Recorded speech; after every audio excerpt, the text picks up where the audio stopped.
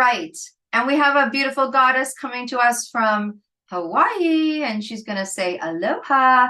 And let me introduce you to beautiful Kazemaru, who is a certified evidential psychic medium, 45 years meditator and teacher, and she is an international best-selling author. And her topic today is the love of mediumship.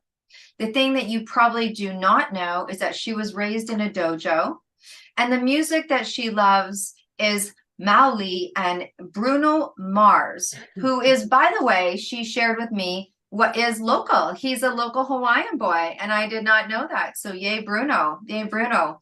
Her gift of what she's going to be gifting to everyone today is a Hawaiian themed meditation, if you've heard of Ho'oponopono. So yay, absolutely. It's gorgeous. And the private medium session that you are going to be able to win is to listen to win. And we're going to have a beautiful conversation. And she's going to say something that you're going to want to remember, because you're going to want to have a beautiful private session with her. I've had a beautiful private session with her. It's exactly that. She is in such a state of love when she is sharing her messages with you. And it was a beautiful experience. So thank you so much for that. And welcome to the stage, my friend. Aloha, and thank you so much for having me, and welcome to everybody. Welcome to everybody. All right. Han, what would you like to tell everybody about mediumship?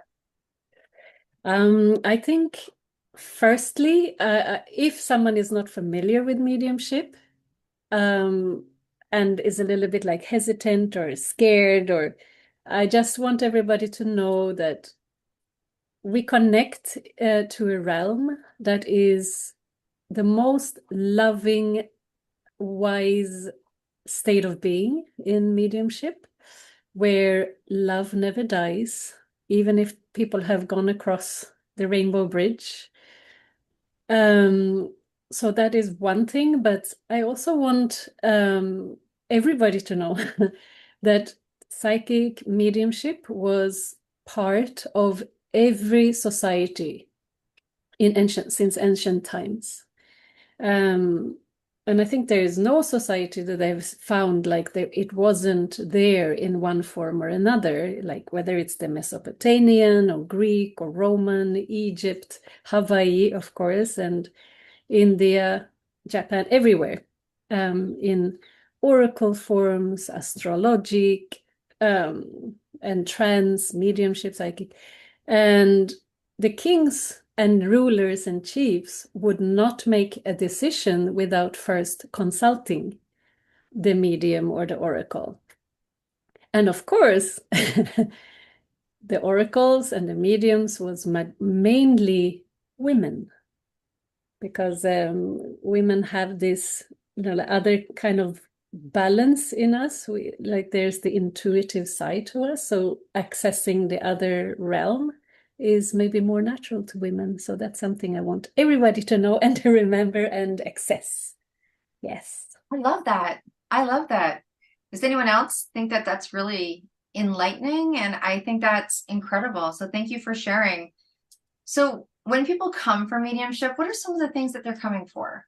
Like, what is it that people want to know? Yeah, it's I've had every kind of want, desire, and need.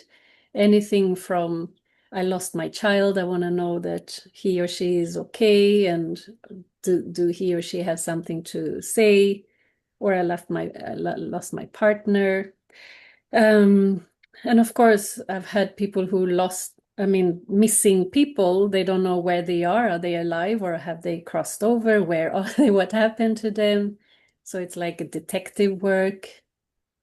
I've also had someone who, when her husband passed, for example, money was missing. So she was wondering, where did it go? And we had to do a detective work for her too, because somebody had meddled with the documents and the will. And so to solving anything. And of course, like, I'm moving, but I don't know where to move, life decisions too. So there's a wide range. And for me, any need and desire and is as valid as the other. You know, everyone is important in this work when they come. Mhm. Absolutely. Um, if someone's never had a mediumship appointment, what does that look like? I mean, I remember when I went for my first reading and I was like, oh, is it going to be like in the movie Ghost or you know what I mean? People don't know what it looks like or what it feels like or how to prepare. What is your advice on that? I will sit in a dark room with a crystal ball. And whisper some spells. No, no, Mhm. it looks like you know, it looks like this basically. It can be a private conversation online, but I also do in person and in groups. And I've done like almost like parties, like lunch parties and group gathering, and everybody gets readings, and it's very casual. Um, and you just need to bring your need. No item. I don't work with items because for me that doesn't work. It distracts me. Anything physical, like cards or anything, I can't do it. So I go straight to the spirit realm and just become the channel in between. Yeah, it's Yeah. simple, totally normal. No, and I think it's really interesting because a lot of intuitives do things differently. And I think if Yeah, you're going that's the to beauty. the advice of an intuitive, those are some of the questions that you might want to ask ahead of time. You know, I know when I did my session with you, I was like, I didn't want to have appointments after because I'd gone to sessions before and I wanted to be able to process or write things down. Or sometimes you don't want to write things down, you want to be in it. Maybe you're going to be meditating with someone or having their eyes closed and you're going to want to have maybe some kind of recording device, or just so I think you can, you know, close off the subconscious of like, or whatever, of what it's going to be like. And so that you have a great, going in, you're so much more open and not worried about things because even if you've gone to intuitives, each one does it very differently, right? Mm-hmm. Definitely. Yeah, that's the Mm-hmm. beauty too. Variation. Mm-hmm. Yeah. We talked a lot about intuition all through the beginning of the day. There was a lot of talk about intuition and trusting your intuition, and a big piece of it, of people being able to tap into where to go, having inspired ideas, acting on them, not acting on them. I know that we've had conversation and many people bring very, a lot of different things, whether it's about business and moves and decisions and life and personal and things and like that to you. But as someone who is, I mean, can we say it again, 45 years meditated and was raised in a dojo? I'm sure you have some wonderful ways to share with us on how we can heighten that intuition. Yeah, definitely. Um, if you are not meditating yet, then that would be the first step, I would say, to do regular meditation. And there are so many forms of meditation, so you need to find a way that suits you. So that doesn't bore you. I Mm-hmm. personally, not just clearing the mind, because that can be very hard. So meditation would be the first step, and then maybe working with your dreams, like keeping a dream journal and clearing the mind before going to sleep, paying attention, because a lot of information is reaching you through dreams. I've had so many, many times my whole life events have been shown to me before in the dreams, and people come and tell me things that I need to know. So dreams are also very important to pay attention to, and Mm-hmm. a way to access your, intuition and subconscious mind. But also in daily life, like pausing. I know there was somebody who mentioned previously, I don't know if it was Bonnie, I think, like to pause and take that time and slow down and just feel and sense and listen to those little cues that might pop up. Um, it can also give you great like ignition to your intuitive knowingness. Yeah. And I pay attention to that in my work too. I don't know if I can cover that, but as an example, Yeah. um, how spirits sometimes reach out by themselves. And if you pay attention, so there was one the last summer. I was going to see a group, totally new to me. I didn't know even their names, and it was about 10 or 12 of them, I think.